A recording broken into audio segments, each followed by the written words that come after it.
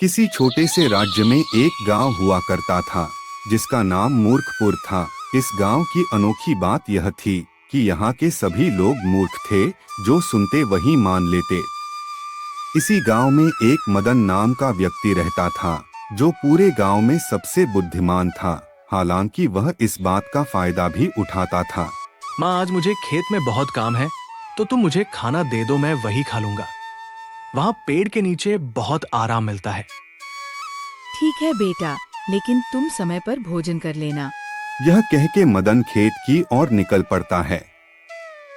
वहाँ पर काम खत्म करने के बाद मदन एक पेड़ के नीचे आराम करने लग जाता है। थोड़ी देर बाद मदन का पड़ोसी उसके पास आता है और बोलता है, मदन भाई, मुझे तुम्हारी मदद चाहिए। क्या तुम मेरी मदद करोगे?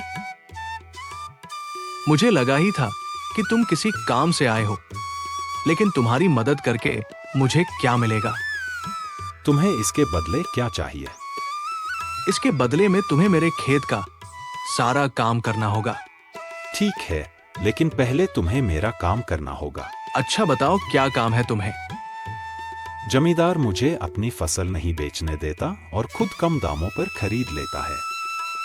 क्या तुम इसका कोई हल निकाल सकते हो?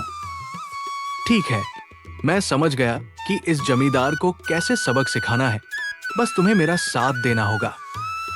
उसके बाद मदन जमींदार के घर जाता है। आओ मदन, बड़े दिनों बाद मिल रहे हो। सब ठीक तो है ना? जमींदार साहब, क्या आपको नहीं पता इस साल हमारे गांव में अकाल पड़ने वाला है और मुझे लगता है कि अगले साल फसल बिल्कुल नहीं उगेगी। मदन की यह बात सुनकर जमींदार उसकी बातों पर यकीन कर लेता है।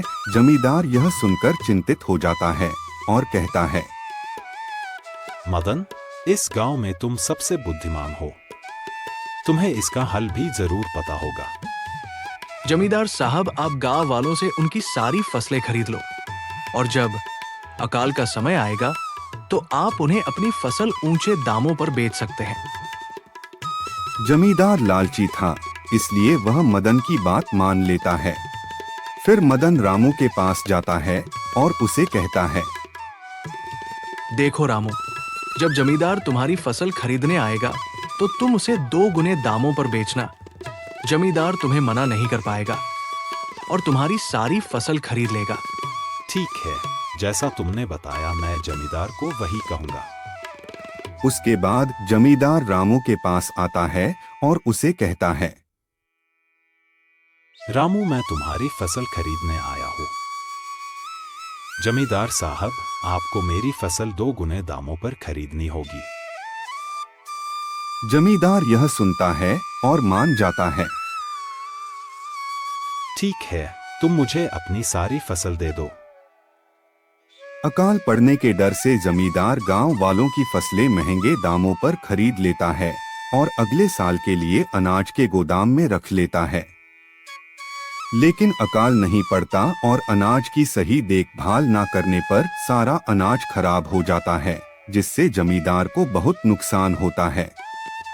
फिर जमींदार मदन के पास जाता है और उसे कहता है, मदन, तुमने तो कहा था कि अगले साल अकाल पड़ेगा, जिससे मैंने पूरे गांव वालों की फसल महंगे दामों पर खरीद ली थी। लेकिन अकाल नहीं पड़ा और मेरी सारी फसल खराब हो गई। तुमने मुझसे झूठ क्यों बोला? जमींदार साहब, आप गांव वालों से उनकी फसलें कम दामों पर खरीदते थे, जिससे इन्हें बहुत नुकसान उठाना पड़ता था। इसलिए मैंने आपको सबक सिखाने के लिए आपसे झूठ बोला। मदन, मुझे माफ कर दो, मैंने लालच के कारण गांव वालों का नुकसान किया। जमींदार को अपना सबक मिल जाता है और वह गांव वालों से माफी मांगता है।